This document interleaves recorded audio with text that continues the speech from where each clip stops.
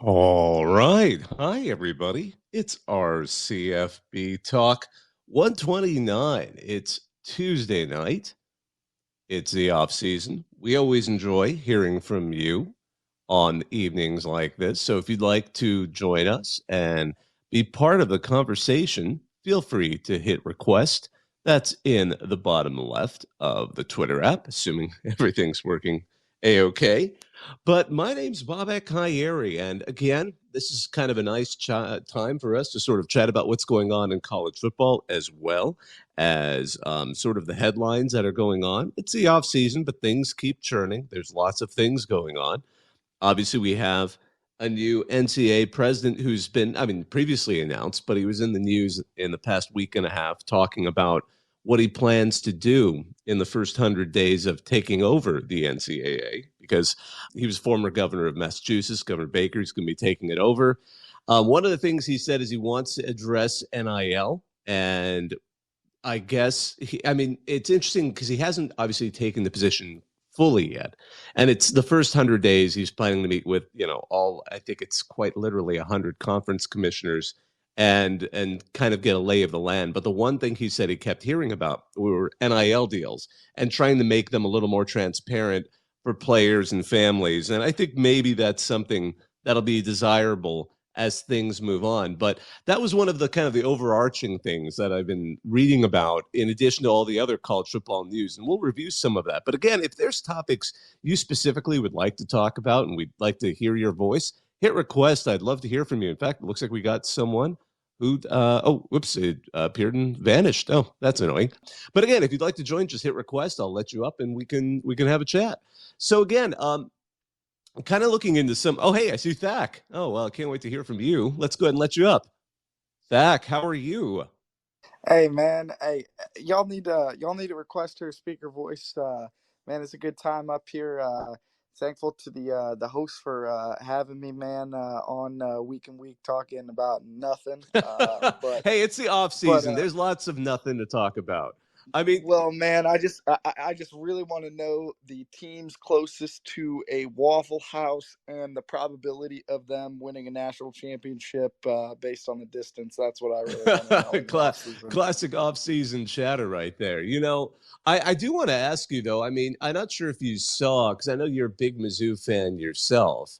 There were some reports about. I know Ross Dellinger kind of put out who the potential permanent opponents are going to be for each team, and I'm Yeah, yeah, man. I did see that, and somehow I wasn't going to say it anywhere on the message boards, but somehow I think Missouri walked out with quite possibly the biggest cupcake schedule in that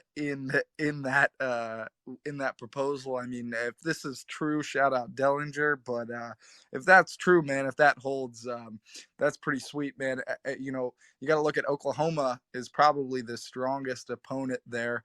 Yeah, certainly. And And then the other two are Arkansas and Vandy. And, anyone who's pulling Vandy as a permanent opponent, in Tennessee included, obviously, as a rival. But I mean, that seemed to make Oh it a yeah, sweeter deal. Auburn's the other team. It looks like Auburn's the third team that pulled Vandy as their permanent opponent, yeah. potentially. And well, here's the real question though: is Oklahoma the same without Lincoln Riley? That's going to be the biggest question, especially for Oklahoma football, and it's something that I'm going to be interested in following. It's what they went 6-6 regular season last year. Is that right or about that?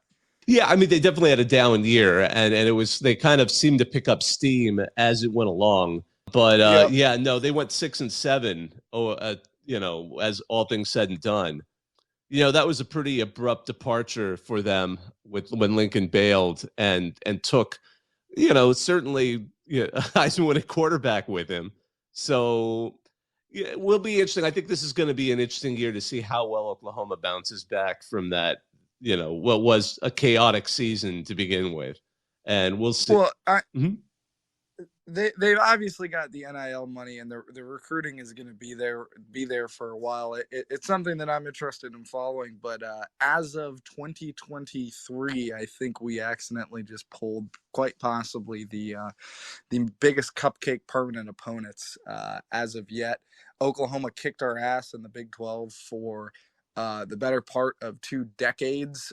So anytime Mizzou had a decent team, we'd get our kicked in by Oklahoma, except for 2010.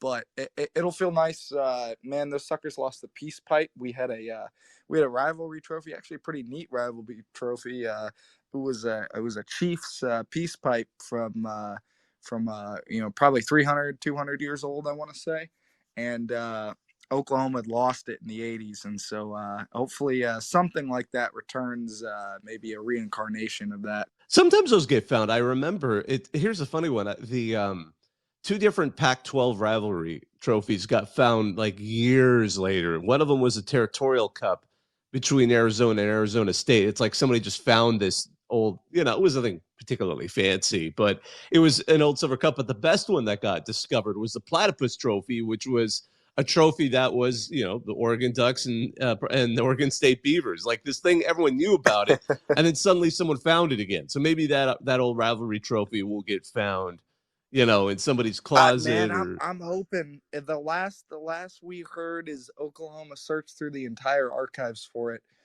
Um, I think it had to been lost in the 80s or 90s, and Oklahoma searched through their entire archives for it, and they couldn't come up with it. That was the last thing I heard. I think that was the Columbia Tribune yeah. did a story about it in 2000. So hopefully it returns. But also something interesting to talk about is man, what is going to happen? I saw this post on the SEC rant today. Man, what is going to happen when the Texas and Oklahoma fans invade the SEC message boards? And I think it's going to be a complete and utter disaster and nightmare, already bigger so than the rant already is. It'll be fun to watch the cross pollination of all those fan bases. Just one last thought, by the way, on these permanent opponents. Again, we can come back to it if anyone wants to talk, but we mentioned how, again, one of the reasons Mizzou got a good draw is one of their 3 proposed permanent opponents might be Vanderbilt. But the team that looked the most to lose there was actually also Auburn, because they had, Vanderbilt seemed to be their makeup rival for also having Alabama and Georgia as their two of their 3 permanent Brutal. rivals. Yeah, exactly. So they're the ones that seem to be the most imbalanced in all of it. Again, we'll see. Ross Dellinger is obviously a great reporter. He gets a lot of good scoops. So we'll see if these actually pan out the way they do. Someone else wanted to join in the conversation. Peter Spence, what's up? Yeah, hey guys, Young Buck here. I'm a Sooner fan, but I was born in 2000, so no memories of that peace pipe. No memories of. Well, hey man, I was born in 2001, but Okay, the there you story's go. been passed down. So You And your I history was better born than long before that. But go ahead. Nah, that's funny. Yeah, I have no memories of you're peace not pipe, old. and no memories of national championships either, which is unusual for a Sooner fan older than me. But yeah, really just kind of wanted to hear your thoughts on next season. I'm an Oklahoma fan, so just as importantly, want to hear your thoughts on USC. Hopefully, you have some good smack to talk to them, and yeah, that's about it. Well, yeah, I mean, I think we're kind of like touching on it a little bit, and I think there's several things that we're going to want to know kind of heading into that season with Oklahoma this year. I mean, if you've heard us talk on numerous occasions, you may have heard I'm actually a USC fan, so it is kind of a yeah. So I do feel some serious guilt for what happened in all of that, but I think really this is going to be the year to see if Oklahoma can kind of bring it back together again, because Venables, that was such a huge hire. I mean, he still has that ability. So I don't want to say. I mean, he got handed a really tough situation. I mean, no one wants to be thrust into things like that, and they've got a reasonable schedule to start out. The only weird one is, of course, that visit to Tulsa, which I'm not worried about Tulsa beating them, but that's like the one oddball. It must have been some 2-for-1 deal. I haven't actually looked up how that, but sometimes, they'll make a 2-for-1 where a team will agree to play, especially when you get an uneven team like like a Oklahoma. They'll agree to host a team twice and then play there once. But playing at Cincy, that's going to be a tough one. I mean, they've got it, but it's not a terrible schedule. I mean, I think there's a real opportunity for Oklahoma to start to get its footing again. They've got the coaching talent without a doubt. They've got the ability to recruit. and NIL without a doubt. But I mean, I admit we'll see kind of as the spring pans out who seems to be the leaders there. Actually, I think I see a couple of other folks from Oklahoma who want to actually, oh, sorry, no. I thought someone had it. Oh, we'll get to actually, wow, there's a lot of folks who want to join in, so I'll go ahead and add you all up here. But I mean, we'll see. So, Peter, what are your thoughts heading into the spring right now? Yeah, I mean, I'm hoping for like a 9-win season. It was great to get that number 4 class, obviously with Arnold. Super extra sweet because Lincoln Riley was like, "Oh yeah, we can't recruit in Oklahoma," and then we got the number 4 class, which was higher than anything he ever got. But actually, I wanted to hear your thoughts on Alex Grinch because I was seeing the tweets from your account actually like a little bit ago when they announced that they were hanging on, and it was just like so much deja vu because obviously we held on to him season after season, but it hurt even more because it was actually the same thing before that with Mike Stoops season after season. We retained him, and so it seems to be the same thing at USC. But what are your thoughts on that? Oh boy, yeah, no, and it's funny too because there's multiple folks who tweet from this account, and I actually didn't even tweet on Alex Grinch, but I agreed 100% with our policy on that. I was surprised they kept him around. I think sometimes you wonder. I mean, to be fair, as weird as it is, USC is also dealing kind of with what Oklahoma was, in that hey, he just got tossed with a whole new set of players. Well, obviously, Lincoln Riley's an offensive guy, got to bring an incredible talent with him to be his quarterback, and as well as poached players from various locations to also build out that offense. Defense wasn't quite the same thing, and going into last season, it was well known that the defense wasn't going to be particularly good, but holy hell did it turn bad.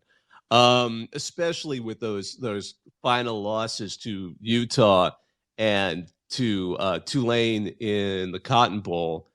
Those were just impossibly bad defenses. I think I could see Riley. I mean, obviously he has given Grinch another season at least to sort of maybe put in a little bit more of his own system and bring in some players. I mean, they've had some transfers. They've got Cobb, they've got Lucas Sullivan and Bars coming in on the defensive line. But I mean, he's going to be under a lot of pressure to perform, and I will see how it goes there.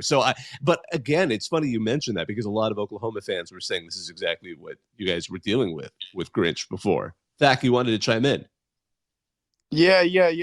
Man, sorry, I didn't mean to interrupt, but I just want to say one thing. Oklahoma and Missouri still that's interesting, and I'm expose my team here a little bit, show my cards. It's not advantageous for my Tigers, but one connection to the dots that nobody's quite made yet that might make for a compelling a look into. Maybe Dellinger needs to get on this, but LaDamian Washington, the interim Sooners wide receivers coach, was a massive Missouri football guy. And it just so happened that Theo Weiss, that what was it, their number 1 or number 2 guy, had transferred to Missouri. Peter, do you find that weird at all? Yeah, I mean, I wasn't following that super close. I remember when we lost Hazelwood to Arkansas, and then Weiss transferred, and it was a little unusual because Weiss had what's the word? He had stayed after Riley left. He wasn't one of the guys who left after him. He stayed for a year of Venables, so everyone was like, "Oh, like he's good, he's loyal," and then he left. But yeah, losing Washington was big because he was a great coach, Coach Mims, and all those great receivers. So yeah, that was definitely a big loss. I think it's a little weird. It's LaDamian Washington, massive Mizzou guy. Went to Mizzou. He played for the XFL team in St. Louis. Great guy, but maybe there was some collusion getting him to flip to Missouri. I wonder. I think there's going to be a lot of wondering, especially in the NIL realm, with what's going on here and there. Then we could totally get sidetracked by that. I wanted to get an opportunity to work to some of the other folks who joined us up here into the conversation. I guess, let's see here. I know I let Porter Byers, PB, up first. Would love to hear from you. Yeah, not to keep things too focused on the Sooners, but I think they should watch out for SMU this year, coming into Norman with an impeccable transfer class, and be great to have the Ponies get a win there before they join the Pac-12. Yeah, they definitely looks like the Pac-12 is going to be a destination for them unless the whole conference manages to implode. I mean, at the same time, and I mean, we could go through some of the headlines at a later time, but I mean, it's been fascinating to watch the knife fight that's coming between the Big 12 and the Pac-12. I thought everyone, I mean, after USC and UCLA bolted, it seemed like we were heading towards some showdown. And the question was, will Brett Yormark, who was just coming onto the job at the Big 12, be able to hit the ground running? And certainly, I would say he has. And I was optimistic the more I learned about him before he even took the job. You know, you listen to interviews with him when he was with the Nets. He seemed way more dynamic. I mean, he's an older guy, not super old, but like it was a complete opposite of other commissioners. It was like listening to somebody who deals with you. I mean, because it's the NBA. The NBA deals with a much younger audience and knows it. I mean, the NBA knows how to be kind of fun and interesting well before, oddly enough, college sports, even though it's full of young people, it is like the stodgiest short of the NFL. And then to suddenly see him go in there and land there, I think he's kind of gone in there, guns blazing. I thought we'd see a reprieve when the CFP agreed to expand, because suddenly just, being a conference champion seemed to pretty much guarantee you're booking a ticket to the CFP. I think if that didn't happen, this battle would have happened potentially sooner. Speaking of the Sooners, no, but now we're seeing them. Now we're seeing this still emerge, and I think part of it is this demand to expand. The Big 12 certainly seems to have pulled one on the Pac-12 and getting a good TV deal with ESPN locked in. And now the Pac-12 is kind of in the lurch, and no one's sure what's going to happen there. But SMU and San Diego State certainly seem to be the folks heading there. And that game with the Sooners for SMU would certainly be one where they'd love to get noticed immediately. Although, again, it's still Oklahoma. It's still easy to say that, but I mean, even a bad Oklahoma is a pretty strong team, and SMU could do it, and certainly they have the potential. But of course, it's Rhett Lashley. It's his second season. His predecessor was certainly a hell of a coach, and it's not clear if I mean, I wouldn't necessarily go so far as to say if this were obviously Sonny Dykes, I'd be a little bit more optimistic. But I think certainly they could pull it off, and they get a nice soft start with Louisiana Tech before they take on the Sooners. So that should keep them at full speed before they play that one. And I'm sorry. So, anyways, I've been kind of blathering on. Porter, are you a fan of SMU? Yeah, absolutely. Big Pony fan. And, I think what we may see is an announcement this week with the tournament happening in Las Vegas. Some kind of media rights deal with streaming. I think I heard Amazon and Apple are still at the table. So could come at some point this week. Yeah, I know there's been a lot of kind of discussion of whether Kliavkov, I think that's how his name said. I used to know it. It's kind of the commissioner of the Pac-12. Yeah, If he's going to announce anything there.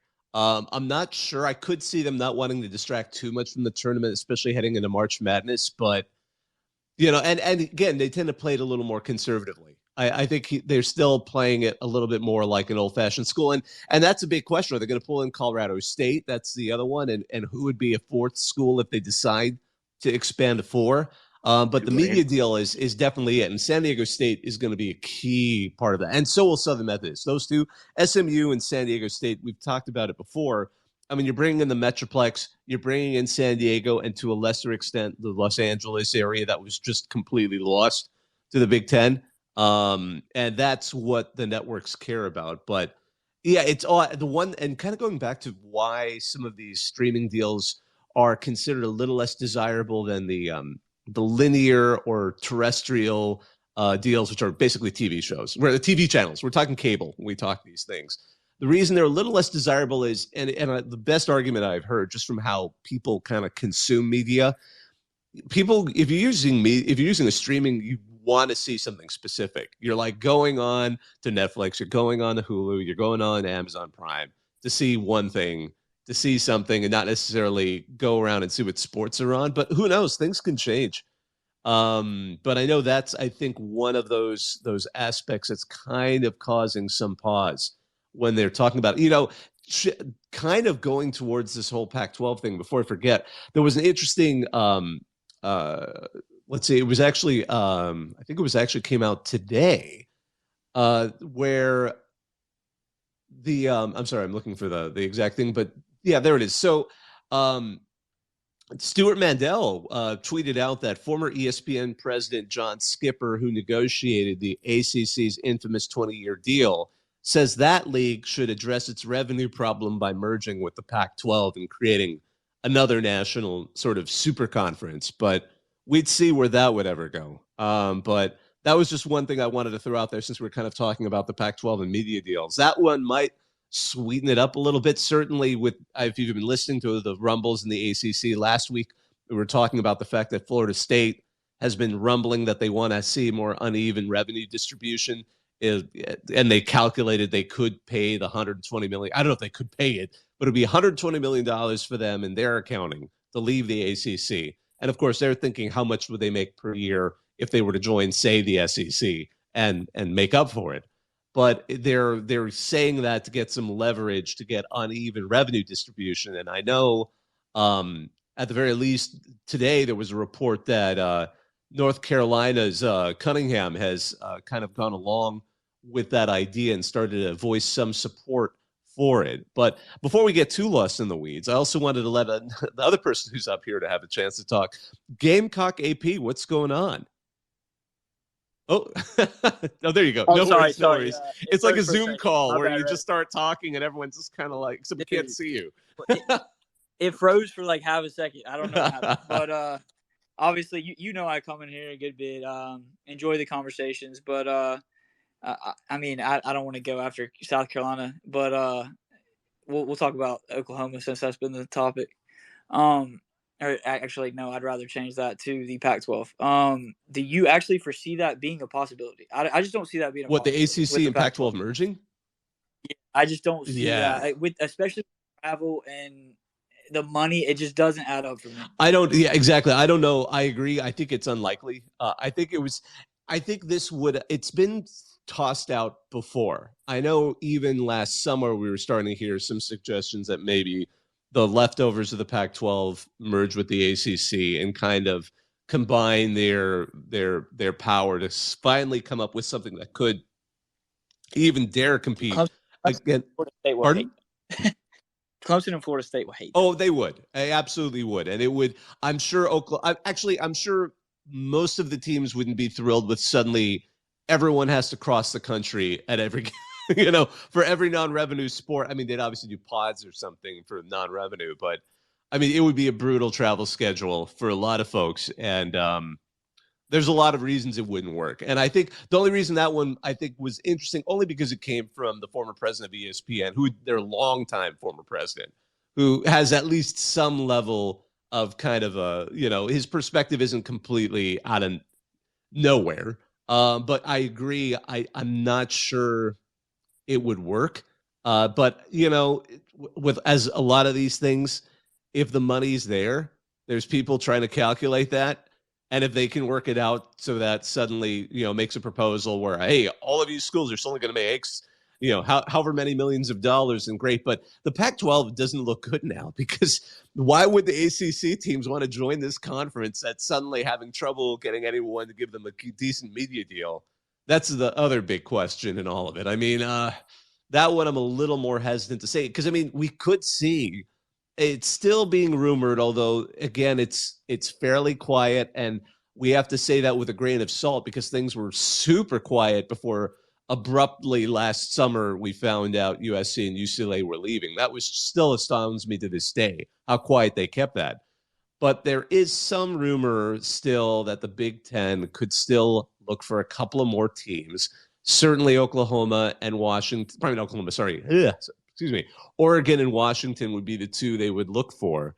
Although one of the things that's being mentioned, again, in purely rumors at this point, was that the teams, if they were to come in, if they were to bring Oklahoma, pardon me, why do I keep saying that? Wrong. It's UO, not OU.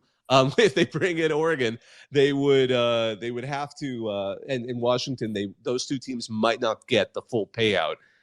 I assume they mean that temporarily. I would be shocked if those two teams were brought in and told you're never going to make the full amount. They would never join. Exactly. Yeah. So, but I could see them taking a hit for just a few years and happily then diving into the money bin with the rest of the teams. Thack, I know you wanted to add something to that. Yeah. Well, I'm just wondering why Colorado isn't like being considered that it's closer to the Big Ten. It has it was involved obviously in the Big 12 for a while, so it's got some connections to at least closer to the Midwest, and it seems like a program that's willing to get some money out now, especially with Dion. But man, I just want to say RIP Pac-12 After Dark, man. That's if it's going to go on Apple or something. I mean, that's really going to suck because I really enjoy watching the Apple Cup at 11 o'clock, 12 o'clock at night. Yeah, absolutely. I think the one thing that harms Colorado, again, it amounts to TV market, and Denver has never been a huge media market. That's what hurts them ultimately.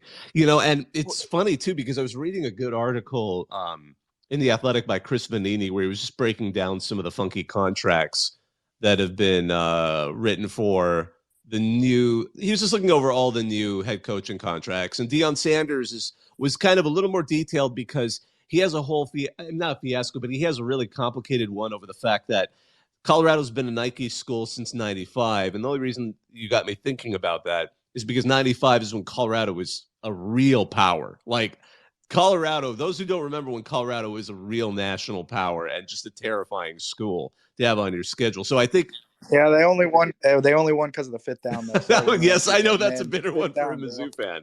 But then, anyways, they brought up Deion because he's an Under Armour guy, but they had to have this whole thing in his employment contract about avoiding. He will promote Nike, but they're also said the school will not consider his Under Armour deal a violation or anything like that. That's the fact that I'm a lawyer. Kind of, I find that interesting. I'm gonna go back to talking about the conferences because it's a little. Hey, Reddit, do you know when his contract with Under Armour ends? It doesn't say when that ends, but it does say that the Nike contract comes up for renewal in 2025, mid 2025. So I'm not sure how they've got the arrangements with that. Actually, looks like, so it isn't clear how that agreement between Under Armour and Sanders is arranged. How often that doesn't come off, probably because, the reason they were able to get this information was because Colorado is a public university, so they had to give them the contract. So in that deal between Sanders and Under Armour would not be something he would have to share. Do you wanted to add something to that? Well, and the reason I mostly ask about that is South Carolina is an Under Armour school, which we hate being an Under Armour school for obvious reasons. It's also confusing as to where we exactly get out with ours. We think we've narrowed it down, but we're not certain. Fans kind of try. It's so funny too because those should be public knowledge. Like you guys should be able to do at worst a public records request and get the. Well, I is the issue. Like when can we legit? Like when can we?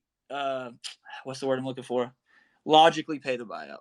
And it not completely hurt us. I think that's the best way to word it. I don't think that's entirely correct. No, that makes sense. That does. Gosh, it's so funny. Remember when Under Armour was cool? Yeah, when we signed the contract. Yeah, and it's so funny because this whole thing with Sanders and Under Armour is apparently because he's really mad at Nike for something that happened a long time ago because he used to be a Nike athlete.